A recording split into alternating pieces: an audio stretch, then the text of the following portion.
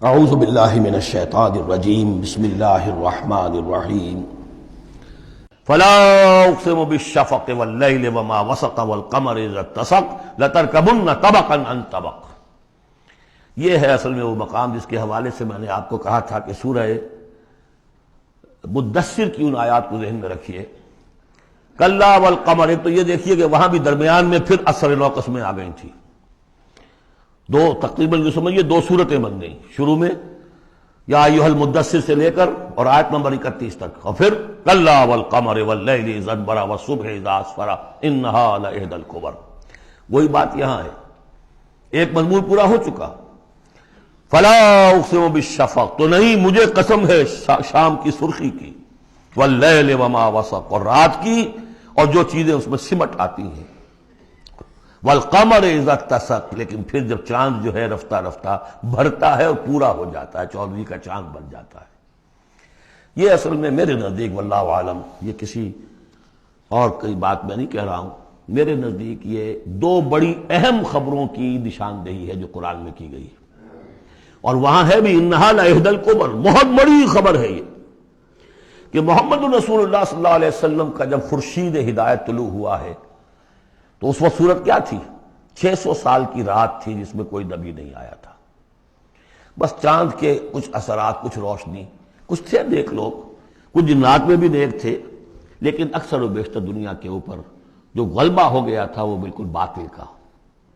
پھر ایک دم خورشید نبوت طلوع ہوا ہے اور روشنی پھیل گئی ہے۔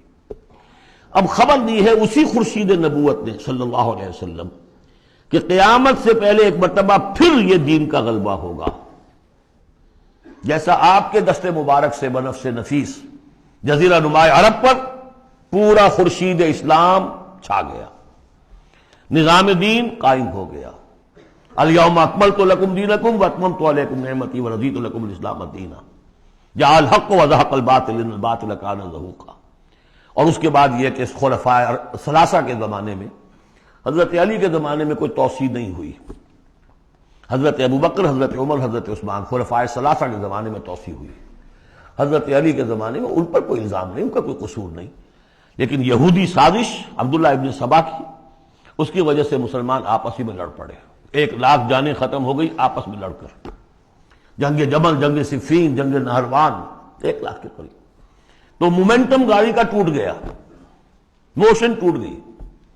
اس کے بعد پھر بہرحال حضرت امیر معاویہ کے زمانے میں پھر کچھ آگے قافلہ چلا ہے، لیکن اس شان کے ساتھ پھر نہیں بڑھ سکی بات، جس شان سے کہ دور فاروقی میں، دور عثمانی میں، دور صدیقی میں بات بڑھ رہی تھی۔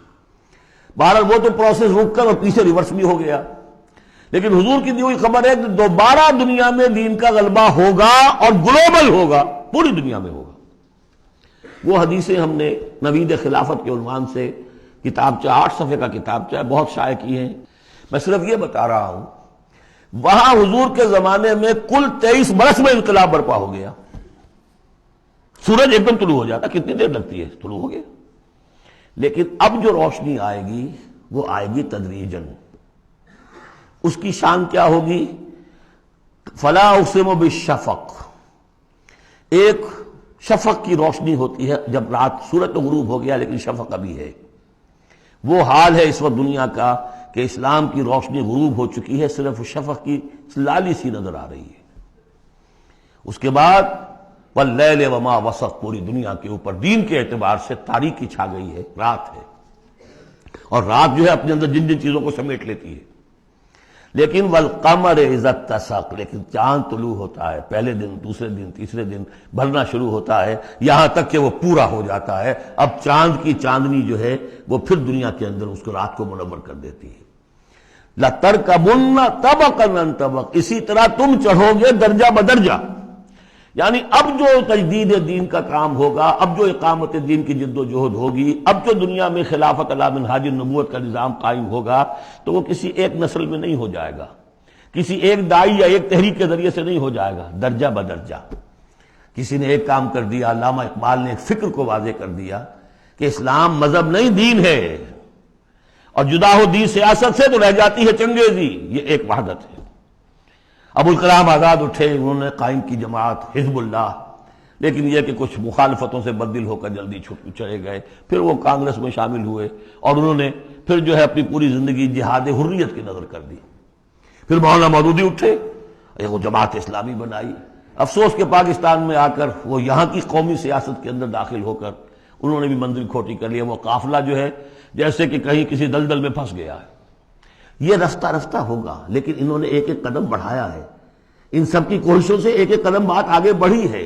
لَتَرْكَبُنَّ طَبَقًا عَن طَبَقٍ، لیکن جس طرح چاند رفتہ رفتہ پہلی تاریخ سے لے کر 14ویں رات تک پورا ہو جاتا ہوگا، ہونا ہے، وہ لازماً ہوگا جس کی خبر دی ہے محمد رسول اللہ صلی اللہ علیہ وسلم نے، وَهُوَ الصَّادِقُ الْمَصْدُوقُ، ان کی دی ہوئی خبر میں کوئی جھوٹ نہیں ہو سکتا۔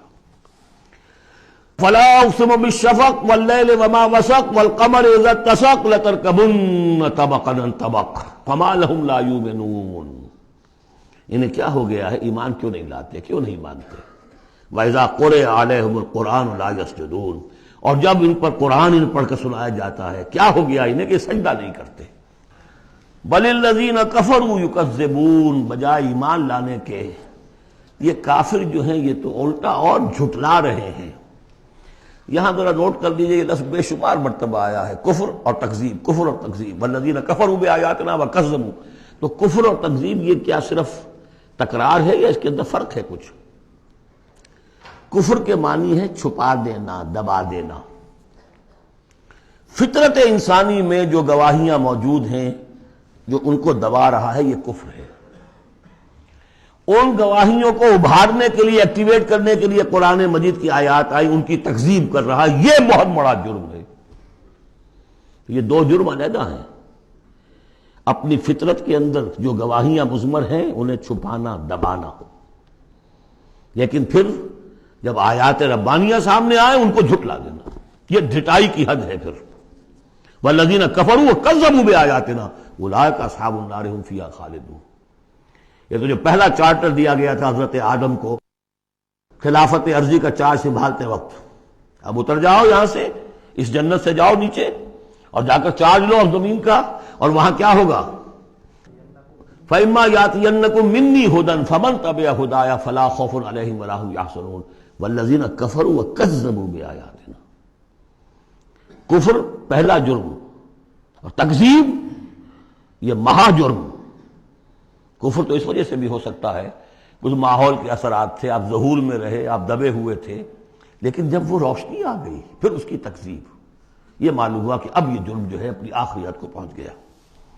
بل الذین کفروا یکذبون، یہ کافر جو ہے جھٹلا رہے ہیں۔ واللہ عالم بما یورون، اور اللہ کو معلوم ہے کہ یہ کیا بھرے ہوئے ہیں اپنے ہاں۔ عام طور پر سمجھا ہے کہ جو انسان مال دولت نہیں، اندر ان کے بغض ہے، حسد ہے، تکبر ہے، اس کی وجہ سے یہ تکذیب کر رہے ہیں۔ یہ نہیں کہ یہ حق کو پہچان نہیں پائے ہیں، ان کے اندر جو ہے بغض، حسد اور تکبر بھرا ہوا ہے۔ فبشرہم بعذاب علیم، تو اے نبی ان کو بشارت دے دیجئے دردناک عذاب کی۔ الا الذین آمنوا وعملوا الصالحات لہم اجر غیر ممنون، سوائے ان کے کہ جو لوگ ایمان لائے اور جنہوں نے نیک عمل کیے، ان کے لیے اجر ہے بے انتہا، کبھی ختم نہ ہونے والا، منن، کاٹ دینا۔ اگر کوئی چیز کٹ جائے گی اس کی انتہا ہو گئی، نہیں، یہ کٹ نہیں سکے گا، اس کا سلسلہ جاری رہے گا، مسلسل، غیر ممنون، یہ مسلسل ہے، ختم ہونے والا نہیں۔ صدق اللہ العظیم۔